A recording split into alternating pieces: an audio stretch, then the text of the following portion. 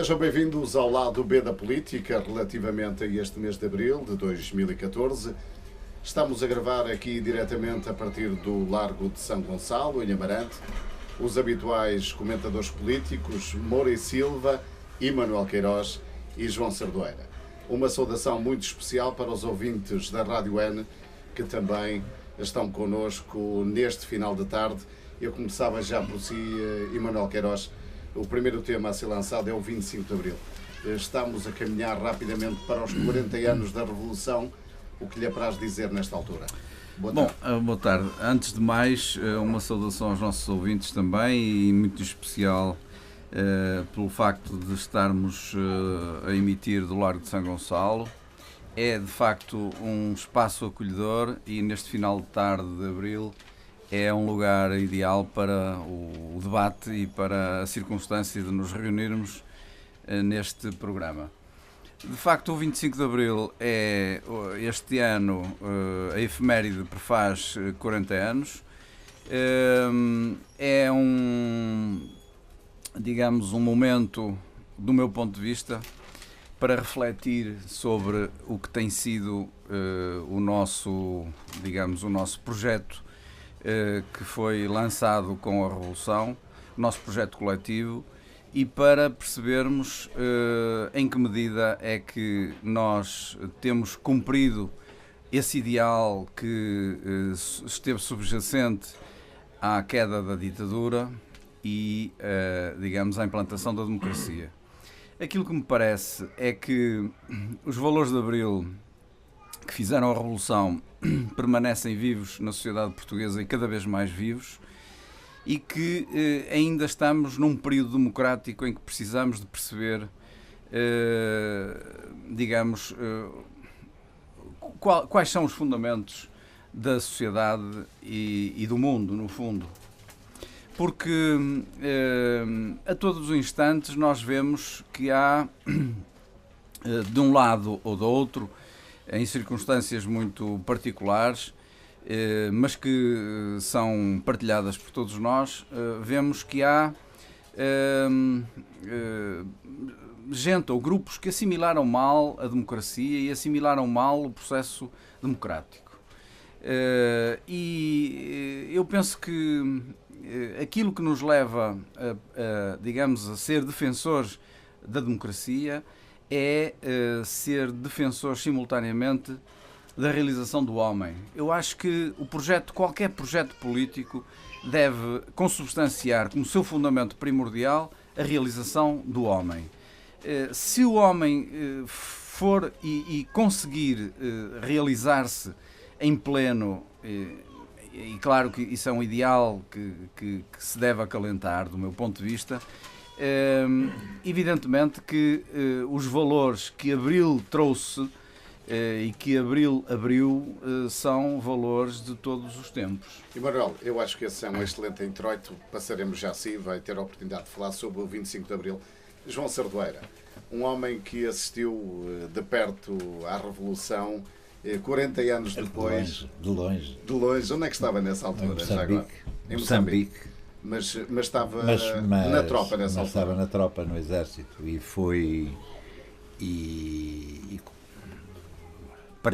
participei nessa altura, no 25 de Abril em Moçambique, que não foi num dia depois.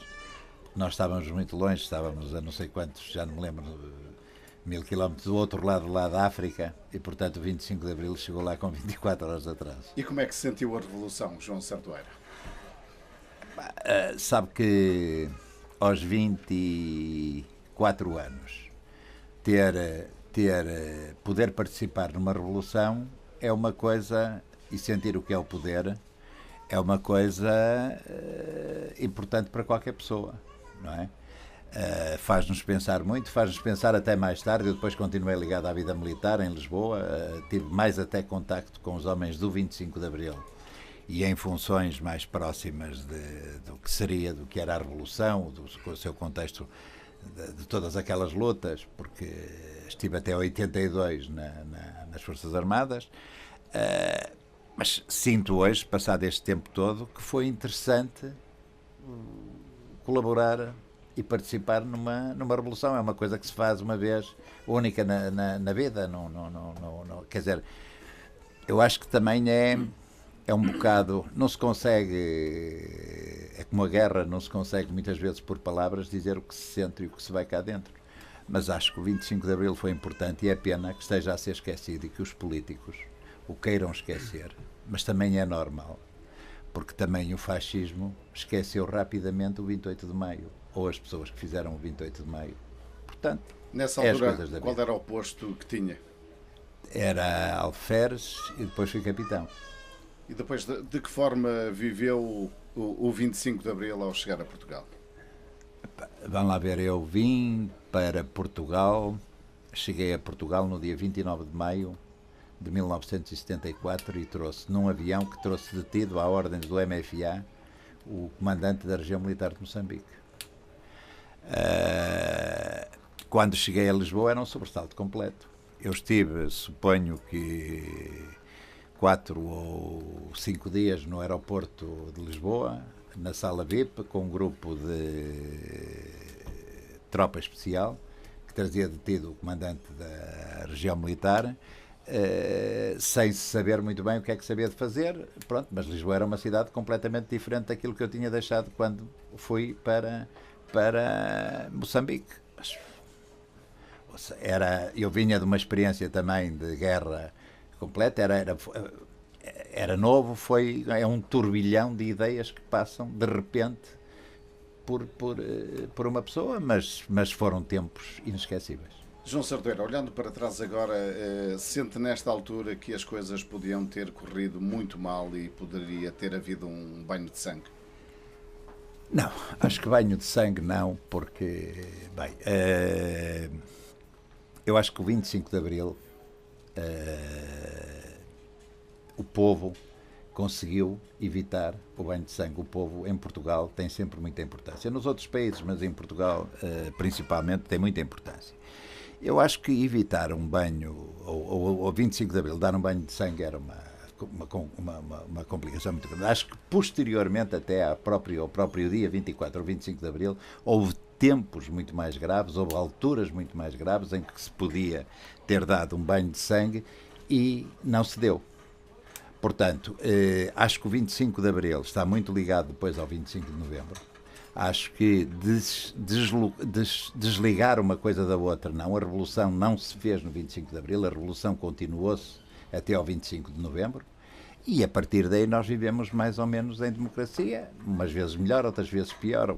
Mas há um esforço muito grande de alguns militares e de alguns civis para que as coisas corressem bem. Mas agora penso que banho de sangue que não seria muito possível, não seria muito. Muito bem. Maurício Silva, boa tarde. Qual a sua visão do 25 de Abril, 40 anos depois? Boa tarde. Bom, a primeira ideia que eu tenho de registro de memória é que aparentemente nos soltamos, dá a impressão que estávamos todos presos, não sabíamos como, estávamos todos ali emparedados, vivíamos assim um clima assim meio claustrofóbico, sem nos apercebermos muito bem como, e de um momento para o outro parece que alguma coisa, até o oxigênio que passamos a respirar é diferente. Essa sensação eu ainda hoje parece que a consigo viver, e já passaram muitos anos, não é? Portanto, esse é o primeiro registro que eu tenho. Depois, que de facto as coisas iam mudar, frequentávamos o ensino secundário na altura. Vamos da mesma turma. Portanto, o liceu, na altura, e a ideia que ficou é que algumas coisas, enfim, também iam mudar, alguma pressão que nós sentíamos naquela época, se calhar ia diminuir. Enfim, esse é o primeiro momento, essencialmente é o primeiro momento, e acima de tudo uma coisa, de que as pessoas festejavam, ainda sem saber muito bem para que, mas festejavam. Sim, aquilo foi essencialmente uma festa. Fechávamos. Entre nós, entre os jovens que estudavam, enfim, e mesmo as pessoas, de uma forma geral, participavam, as notícias iam chegando, não é a comunicação, a imprensa, os meios, a divulgação não é como hoje, enfim, tão rápida através da rádio, mais da rádio, que a gente escutava, a preocupação de escutar rádio a toda a hora, a todo momento. As notícias chegavam, mas não chegavam como hoje, como é evidente. Portanto, iam chegando. Esta é a ideia que eu tenho e é uma ideia que eu quero manter. Essa é a ideia que eu quero manter, porque esse Sim. é um momento que, de facto, quando se fala em liberdade, esse é o momento que eu, de facto, senti liberdade sem saber como, mas senti liberdade. Senti-me liberto, de facto, não há dúvidas. Bom, claro que o 25 de Abril é uma data importantíssima pela sua simbologia e pelo iniciar de um processo de regime democrático, porque não é aí que nasce a democracia, como é evidente. A democracia não nasceu no 25 de Abril, não é? Portanto, a democracia, nem sequer a queda do regime foi no 25 de Abril. De facto, aquilo foi um primeiro sinal para mudar de página e para caminharmos noutro sentido, e como o Coronel de Sardoeira já aqui disse, e bem, tem uma outra autoridade que eu não tenho sobre esta matéria, sobre a relação e o comportamento dos militares nesta relação muito intrínseca e muito de interesse coletivo e comum com a sociedade civil. Eu vivia um bocadinho à distância e depois estudei, acompanhei pelo gosto pela vida, pelo gosto pela sociedade, pelo gosto pela democracia, pela política, pelo país, mas de facto não vivi naquela altura assim, com essa intensidade. E como ele disse, e bem, de facto houve a necessidade de alguma correção, porque as revoluções trazem sempre alguns exageros, não é verdade? Houve a necessidade de alguma correção. Uma primeira correção muito significativa deste facto com o 25 de novembro e depois a partir daí foi um processo com mais ou menos rapidez, mais ou menos lento, enfim, que se foi construindo. E eu registro hoje, para mim, de facto, que nós começamos a ter uma democracia já culta, já madura. E curiosamente, aparentemente, pelo menos, enfim, de acordo com a interpretação que eu faço, começamos já com necessidade não de consolidar a democracia, mas de a renovar pelo menos. Fazer outro 25 de Abril. Nós não queremos outro regime político de Estado, mas de facto, queremos que a democracia, porque a democracia também tem que ser como as pessoas, o modelo de sociedade tem que evoluir, tem que se adaptar. E não pode ficar preso ou balizado num conceito teórico escrito por um teórico, por um político, por um sociólogo, enfim, pelas pessoas. As pessoas é que têm que dar corpo às vivências. E eu acho que estamos a precisar de uma... Mas vou terminar aqui uma coisinha mais, se me permite, ainda nesta fase, vou dizer o seguinte.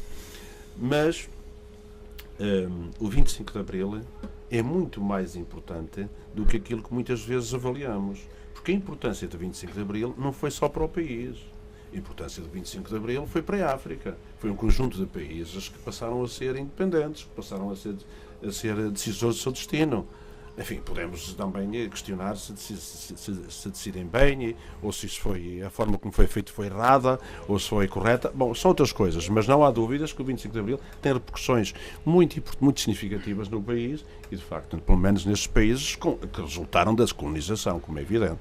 Bom, mas há muita coisa que podíamos falar, não é? Desde a liberdade política, desde a liberdade de expressão, desde a liberdade da imprensa, enfim, que de facto estava muito condicionada no passado. Bom, mas, já voltamos assim. E Manuel Queiroz, 40 anos depois, 25 de Abril concretizou-se em pleno ou ainda há muito a fazer? Não, é evidente que a sociedade portuguesa carece de reformas estruturais e as maiores reformas, do meu ponto de vista, são aquelas que devem ser feitas no homem em si mesmo.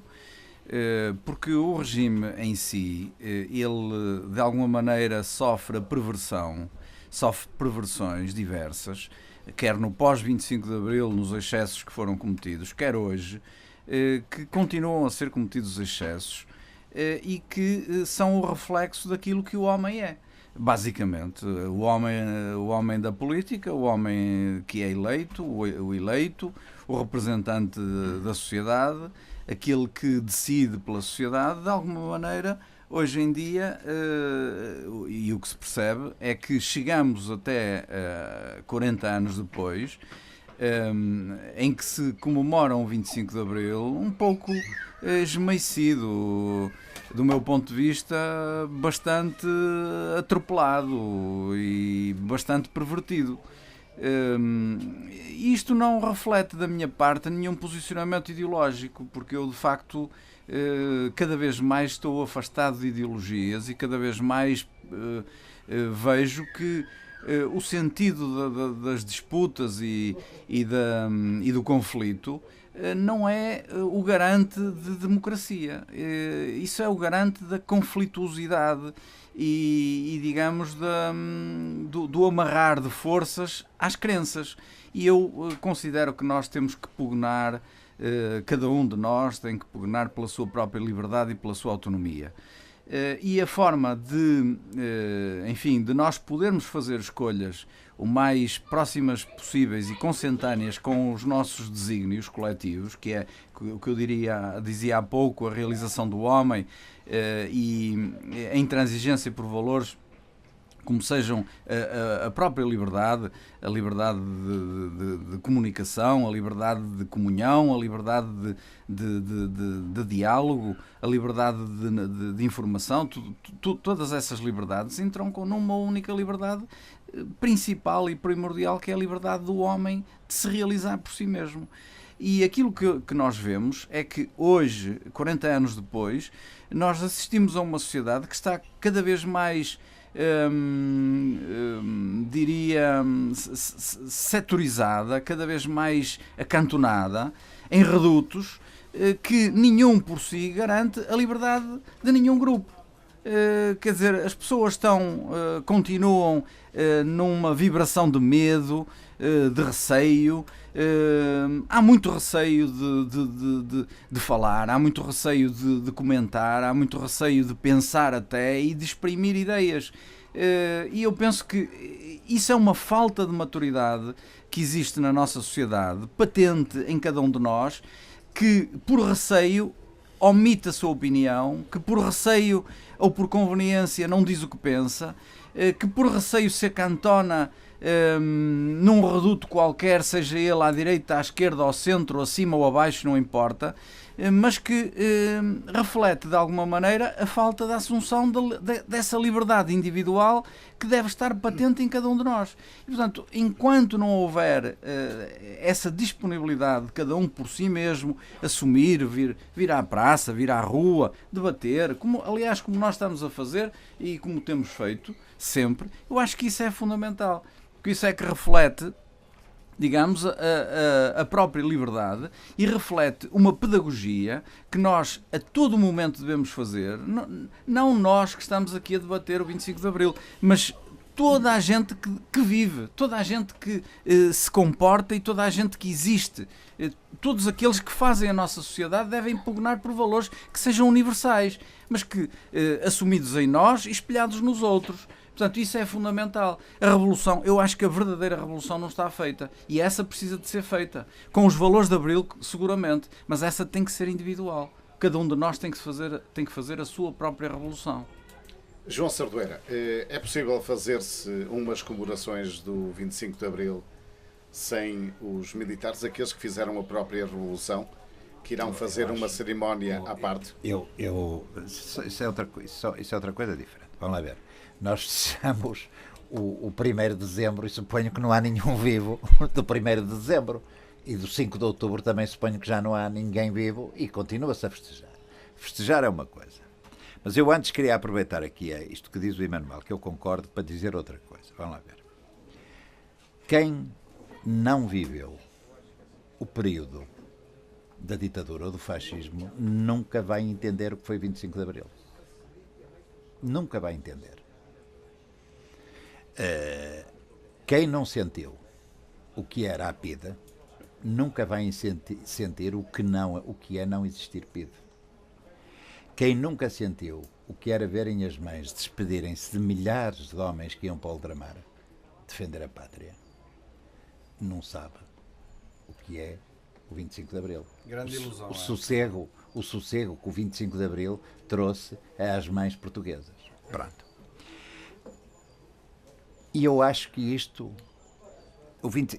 Eu lembro-me que o 25 de Abril, durante muito tempo, foi um exemplo para o mundo e até para a Europa Ocidental do que tinha sido uma revolução e um golpe de Estado feito por militares, que em determinada altura entregaram o poder aos civis. Pode-me dizer que uns custou mais ou outros custou menos, mas entregaram. Foram a uma cerimónia e entregaram. Pronto. E vieram-se embora para casa.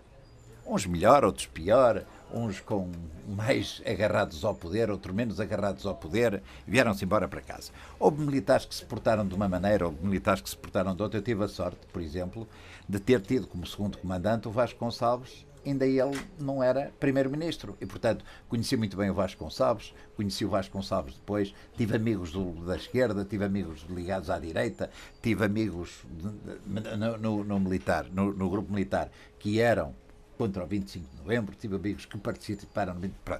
Tive essa. Agora, acho que tudo isto deve ser explicado às pessoas para que as pessoas não se esqueçam do passado. Eu num programa anterior tinha dito que nós, a Câmara de Amarante, eu sei, ou que é o Amarante, que comemorou, vi uma notícia com uma corrida, vai continuar com uma corrida a comemorar o 25 de Abril. Eu acho muito bem que comemore com corridas, mas acho que era importante, havendo tantas pessoas de Amarante que participaram ativamente no 25 de Abril, ativamente, que foram peças fundamentais e que estão vivas, que Amarante, que viessem a Amarante, ou que a Câmara de Amarante lhes pedisse para virem, com certeza nenhuma delas pediria dinheiro, que lhes pedisse para vir contar de facto aquilo que foi. Eu no outro dia vi uma entrevista do Sousa e Castro, foi um homem do Conselho da Revolução durante muitos anos, que se referia ao tempo em que estudou no Colégio de Amarante e que se referia que politicamente foi em Amarante que ele desabrochou para a política e para a liberdade e para essa coisa toda. Era interessante que a Câmara de Amarante o homenageasse. No outro dia vi na televisão, e você também deve ter visto, Os Rapazes dos Tanques, um grande livro que agora foi publicado com fotografias do Alfredo Cunha, essa coisa toda, não sei o quê. Daqui não se vê, mas o rapaz do tanque era ali, de Cepelos. Percebe? Eu hoje falei com ele, disse-me, não, estou em Braga a fazer uma apresentação com o Pacheco Pereira e com o Almirante. O Aventino Teixeira, que eu no outro dia disse ao Moreira Silva, aconselhei a ler um artigo de um blog, que foi amicíssimo do Ianes, foi o assessor, foi o mais civil de todos os militares, foi assessor durante os 2 mandatos do Coisa, um assessor importantíssimo do general Ianes. Se fizesse cá alguma homenagem ao Aventino Teixeira, de certeza que trazíamos cá 1 ou 2 ex-presidentes da República, se não fosse o atual. De quem ele foi, também fez parte da equipe de candidatura. Agora, ouça, isto é uma Câmara de mortos que só festeja mortos. Portanto, eu estou convencido que nos 75 anos do 25 de Abril, quando já estiverem todos mortos e bem mortos, algum presidente da Câmara de Amarante há de se descerrar uma lápide aos vivos desta altura. Mas isto, enfim, é o que temos. Não se pode pedir mais. Não vale a pena. Moura, o que é que poderia ser feito no seu ponto de vista? Antes de dizer isso, antes de falar sobre isto, deixe-me só fazer aqui um comentário que tem a ver com o seguinte. Eu acho que hoje é inquestionável as vantagens para o país da mudança de regime político. Isso acho que é inquestionável. E também é inquestionável que o exemplo dessa revolução também é hoje referência para muitos países, para muitos estudiosos, universidades, técnicos, cientistas, e como a Grândola é curiosamente também um símbolo da própria revolução, não desta, mas já dos movimentos ou das rupturas ou das manifestações de protesto ou de desagrado. Como, por exemplo, o cravo. O cravo sim, também é um sinal de que é uma comunicação simbólica, mas muito associado ao 25 de Abril. Paz e liberdade. Paz e liberdade. Portanto, ou seja, há muitas coisas boas que servem. E a gaivota, é verdade. Mas há muitas, de facto, há muitas referências que começam a ser históricas, mas são referências emblemáticas, é uma comunicação que acaba por ser uma comunicação simbólica, com o 25 mas com um peso e com uma referência muito grande. Há aqui uma afirmação do Cerdoeira que é de uma pureza, de uma realidade fantástica, que tem a ver com o seguinte. De facto, quem vivencia as coisas tem uma outra identidade, tem uma outra naturalidade de viver, perdão, de interpretar e de valorizar. Não há dúvidas. E é importante que as pessoas que cá estão ainda, entre nós, que viveram muitos episódios interessantíssimos do antes e até do pós 25 de Abril, que os relatassem. E se os puderem relatar, sem ser por escrito, que também é importante, mas ao vivo, em contacto direto, em ambiente de palestra, do colóquio, disponível para pergunta e resposta, isso é fundamental, é muito fundamental. E, portanto, concordo com a ideia. A Câmara de Amarante, enfim, acho que há muitas coisas que podia fazer. Eu sou adepto de que quem não honra os seus não merece dignidade dos outros. Eu sou assim, não há dúvidas, enfim, devemos honrar os nossos. E Amarante tem muita gente que devia, que de facto merece ser lembrado. Que esteve lá, que participou, que foi importante, que era a página completa dos jornais durante... Agora. Ainda com eu li um bocado sobre o Aventino Teixeira, enfim, um bocadinho aqui motivado ou estimulado, se quisermos, pelo João Sardoeira, e eu próprio hoje conheço mais o Aventino Teixeira do que conheci na época, ainda que eu me recordo do rosto dele e de algumas intervenções dele. É natural. E, curiosamente, ele tinha um grupo de amigos, também da esquerda à direita, ainda que ele tenha, por razões até de sentimento, se tenha aproximado muito do MRPP ou próximo do MRPP. Não, ele nunca...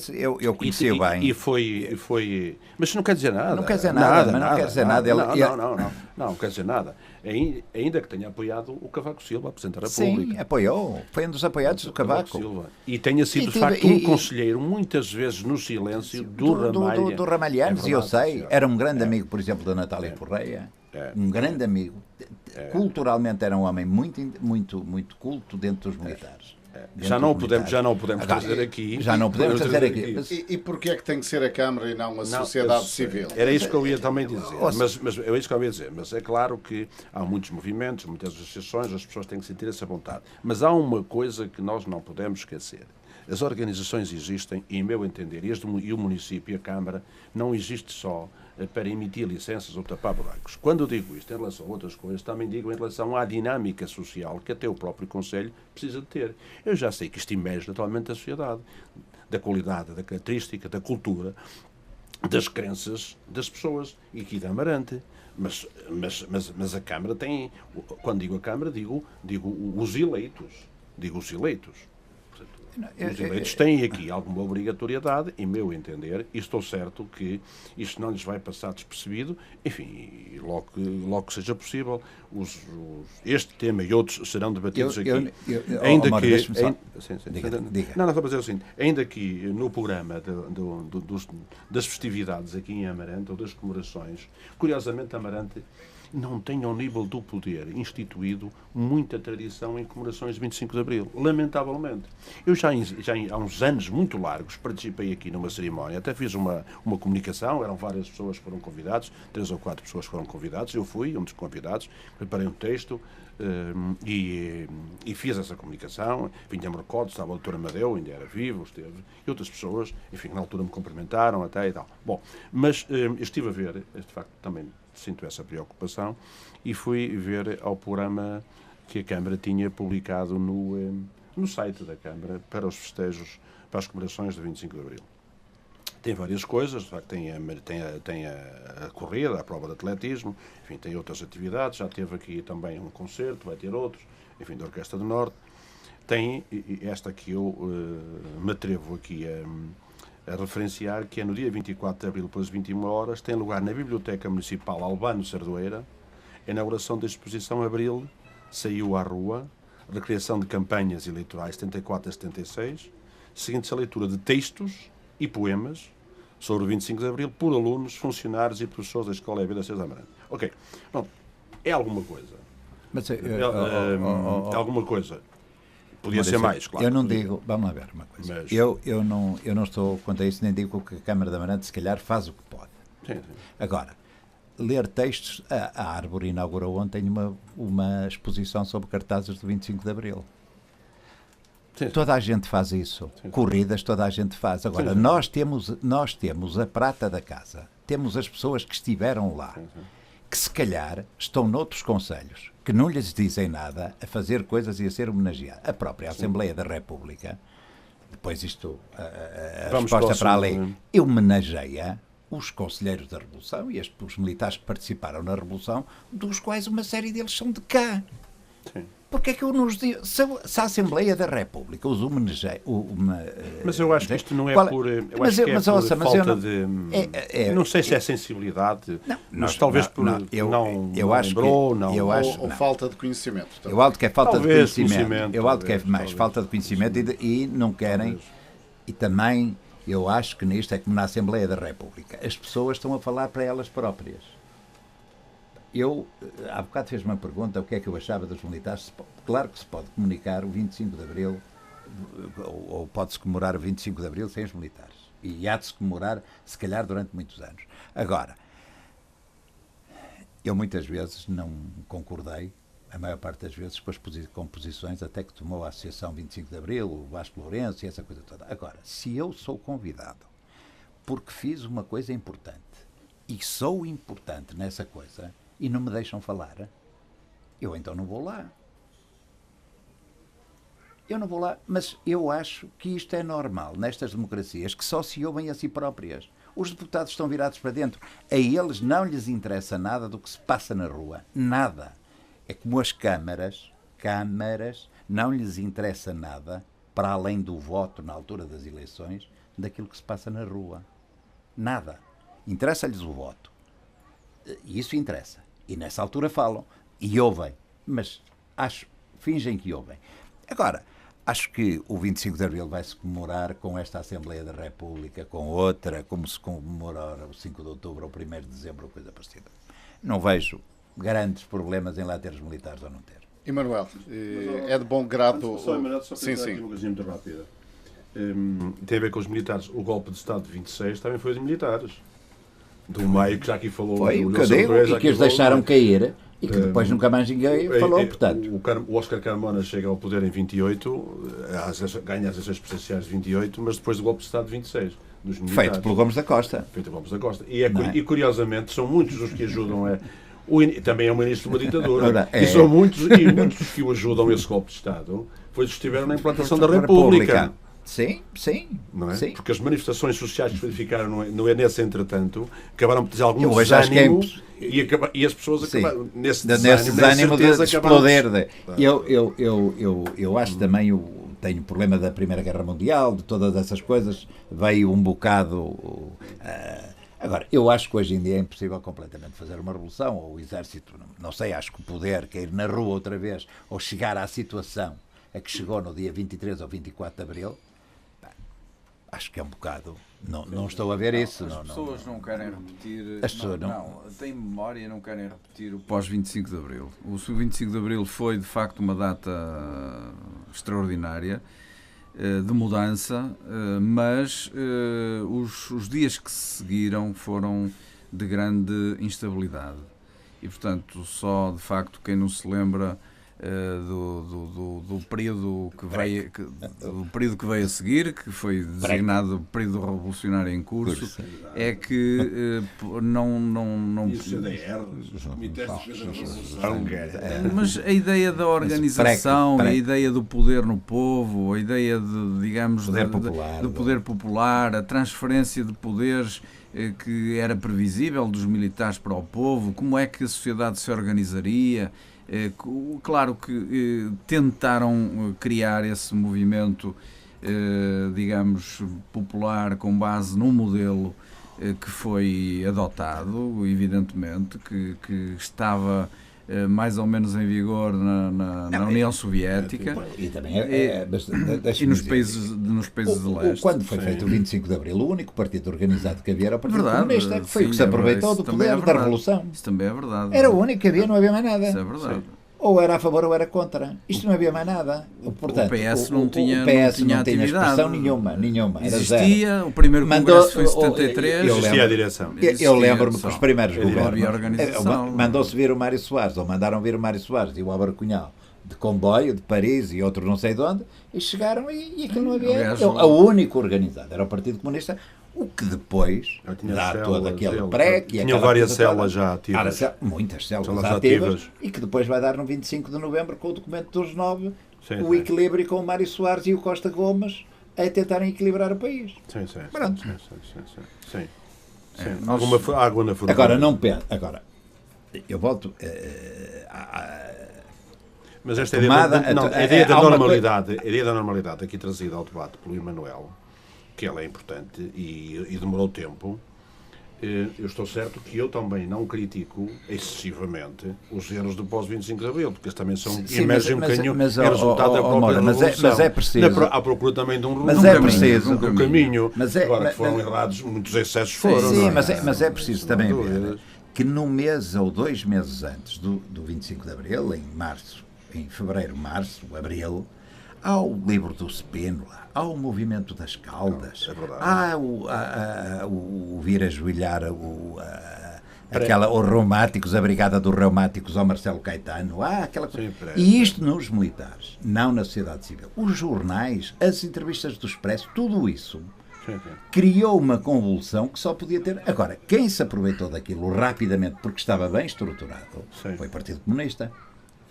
E depois daquilo teve os seus altos e os seus baixos, essa coisa toda, nacionalizações, volta para a frente e para trás, até estabilizar. Mas era inevitável. Mas era inevitável a mudança era inevitável. Mas o erro do PCP na altura não foi ter-se apoderado da máquina do Estado, foi queria também dominar as Forças Armadas. E isso é que criou divisão nas Forças Armadas. Porque se dividiram. Isso é que dividiu.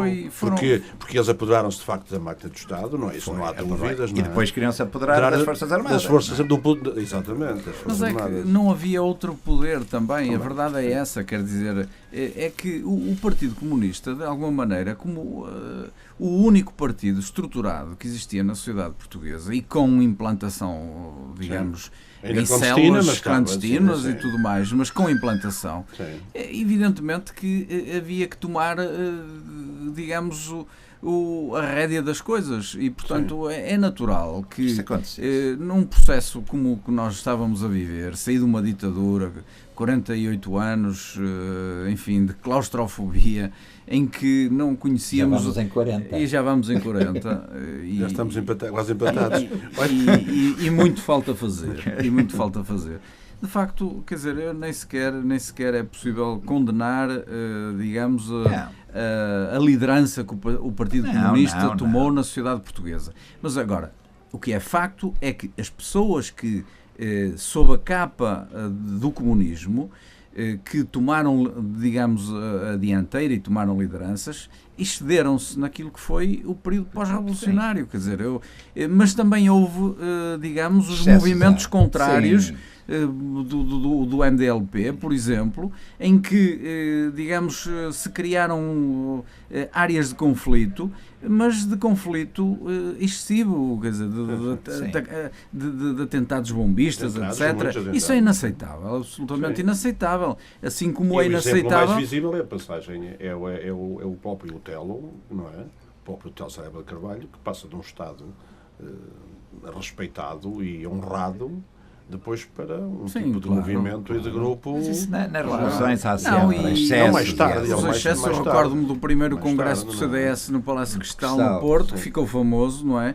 Em que houve inclusivamente, quer dizer, pessoas que quase perderam a vida nesse... muitas fogachadas. Exatamente, e que foram feridas digamos, nessa situação de conflito e que verdadeiramente não levam a lado nenhum. Quer dizer, nós se olharmos para a história... Era muito entusiasmo, era muita desconhecimento, era muita liberdade, era muita alegria, era muito... E comandado por um partido que estava organizado, que lhe interessavam também os excessos. Muitos excessos. Os excessos também interessavam para dominar. Nós hoje o que é que podemos constatar entre o período, digamos, do período que estamos a viver, em democracia, em liberdade, o que é que poderemos constatar? Constrói-se muito mais com a palavra. constrói-se muito mais com a palavra... políticos, que aceitam é que Mas, constrói mas muito. Manuel, permita-me que tu sabes desenvolver isto, enfim, o raciocínio vai funcionar rápido, mas de muitas das divisões que hoje ainda temos na ação política e das dificuldades em fazer alguns consensos também resultam dessa época, que essa foi uma época de muita divisão. Há clivagem, que sim, Muita clivagem. evidentemente. Nós criámos de rupturas.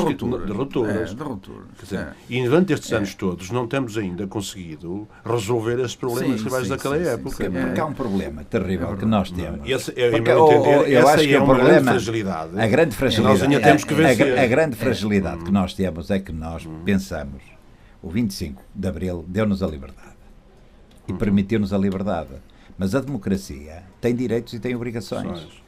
Mas nós só pensamos nos direitos que aquilo nos deu e nos trouxe. E não pensamos nas obrigações. A nós, não aos outros. Não aos outros. Os outros não têm direitos nenhum. Não têm direitos nenhum. Portanto, Não é? este problema de ver a democracia só com direitos e não ver com obrigações Não, até porque tornou a política neste pântano que é hoje. Que isso eu concordo com o Emanuel. Nesta coisa comezinha das pessoas tentarem por todos os lados chegar cá acima. Esta questão é muito importante da liberdade e da democracia, porque, atenção, é mais difícil viver em democracia do que viver do que o conceito de liberdade. Pois é, mas muito mais. E aproveitando o sino... Percebamos isso, porque muitas vezes a própria liberdade pode conflituar com a democracia. Que tem a ver com a cultura, com a educação civilizacional. Mesmo para fechar, eu queria concluir a isto, em traços muito gerais, é que de facto entre o passado pós-revolucionário e o passado atual, vivendo numa democracia, com todos os defeitos, aquilo que se percebe é que constrói-se muito mais em paz, em solidariedade, em comunhão de interesses, mesmo em divergência, mas com diálogo e com debate. E esta é a grande lição do meu ponto de vista E é preciso, portanto, agora a democracia participativa. Exatamente. Por as pessoas a participar. Exatamente. Não é? A questão da participação, o aprofundamento da democracia passa por aí. Fazer e não avaliar. Exatamente. Não passa pelo conflito. Não passa pelo conflito. Nós podemos estar todos com opiniões diferentes, mas o conflito não nos leva a participação. É a ideia da participação. Ora bem, levar-nos-ia muito longe, certamente. Ficamos por aqui na primeira parte. Voltamos daqui a pouco.